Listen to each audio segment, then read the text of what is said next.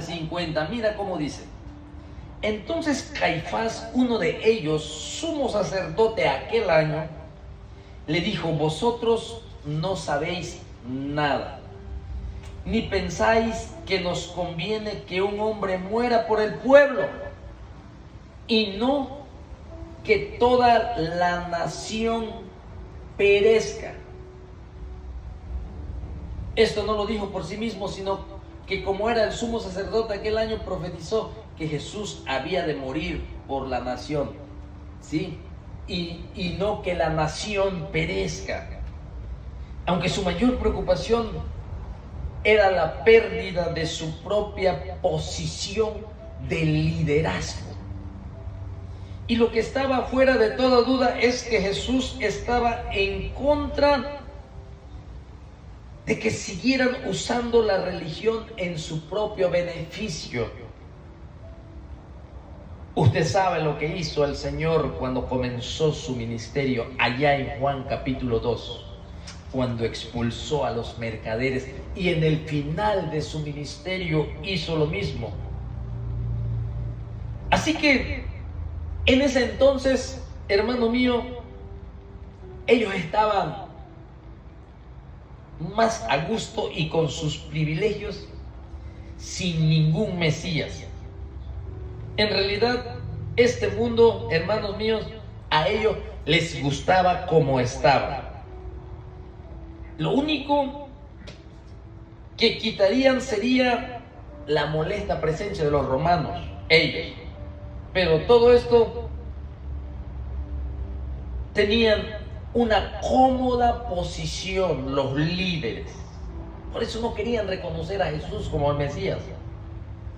Así que aquí vemos nosotros, hermanos, claramente que la forma de pensar de hoy en día es que será muy bueno cuando hablamos del cielo, será muy bueno para nosotros, y es muy bueno, mucho mejor que el mundo, ir al cielo, ir a la gloria por la gracia de Jesucristo en el día de su manifestación gloriosa. Por eso, hermano mío, pero muchos cristianos no tienen prisa y no anhelan la venida del Mesías en estos tiempos.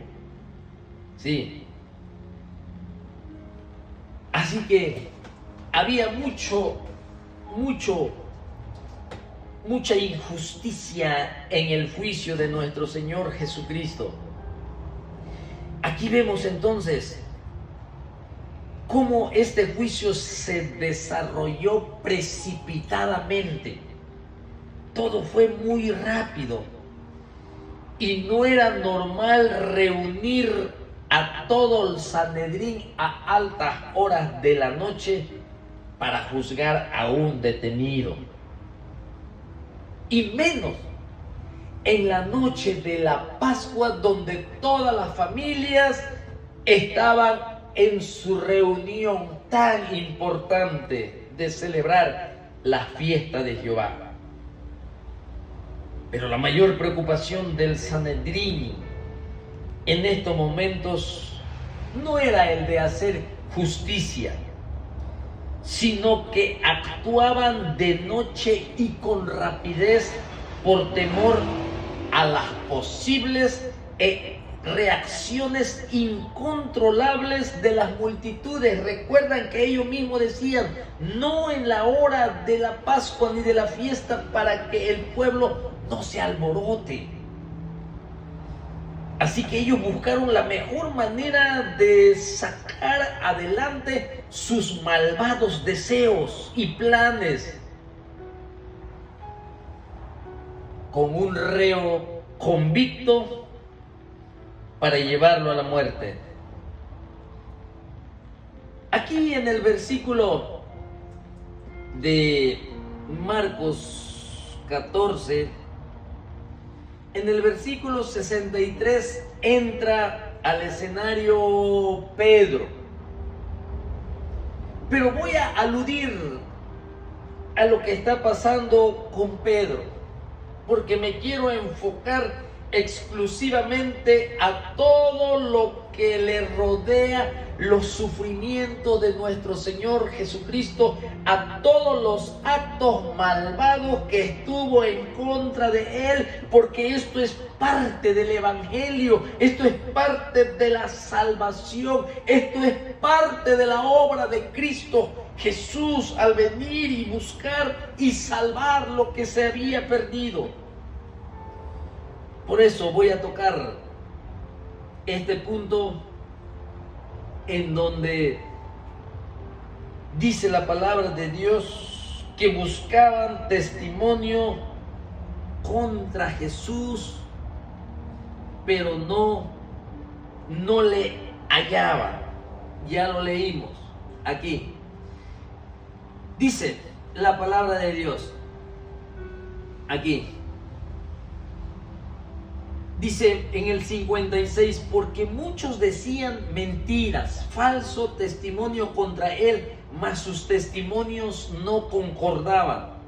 Entonces levantándose unos dieron falso testimonio contra él, diciendo: nosotros le hemos oído decir, yo derribaré este templo, hecho a mano, y en 3 días edificaré otro hecho sin mano.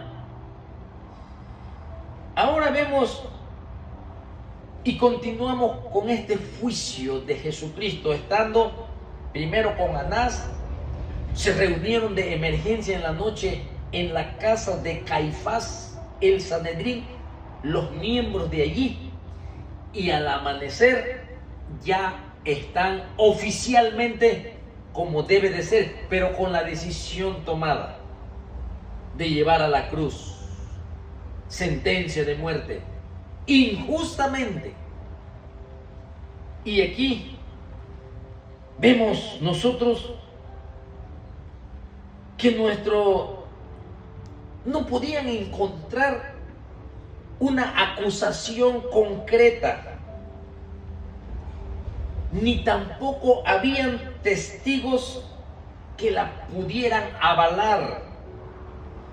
Y esto era muy grave, porque en el tiempo de la ley, y ellos que eran los que practicaban la justicia de la ley decía, allá por ejemplo en el libro de Números 35, de los testigos que van a acusar a un culpable, tenía que ser alguien quien lo haya oído y lo haya visto, 2 o más testigos. Pero si el testigo era falso, ese testigo tenía que ir a la muerte. Y estos testigos no concordaban. Por eso había mucha injusticia en este juicio que nosotros vemos aquí, injusto, contra nuestro Señor Jesucristo. Así que decían falso testimonio contra él, mas no concordaba, dice el versículo 55.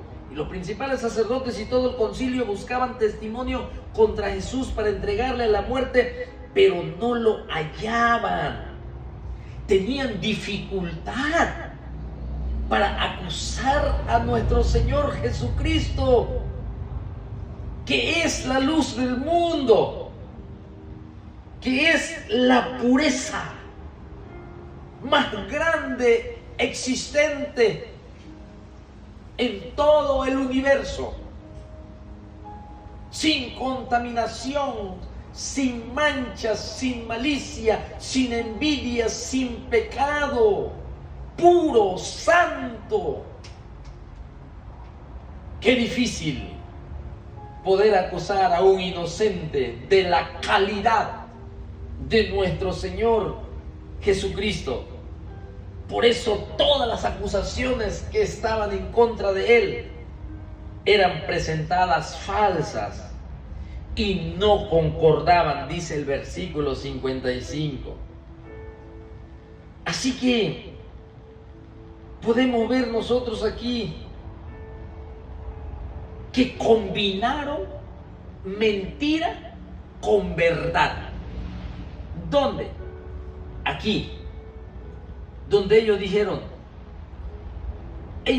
así: nosotros le hemos oído decir, yo derribaré este templo hecho a mano y en 3 días edificaré otro hecho sin mano. Jesucristo en Juan capítulo 2 lo dijo: destruid este templo y yo lo levantaré en 3 días. Destruid mi cuerpo y yo lo levantaré resucitando de los muertos. Qué tristeza que estos hombres muertos en sus delitos y pecados, sin Dios, sin esperanza, como Jesucristo dijo: vosotros, vuestro padre es el diablo.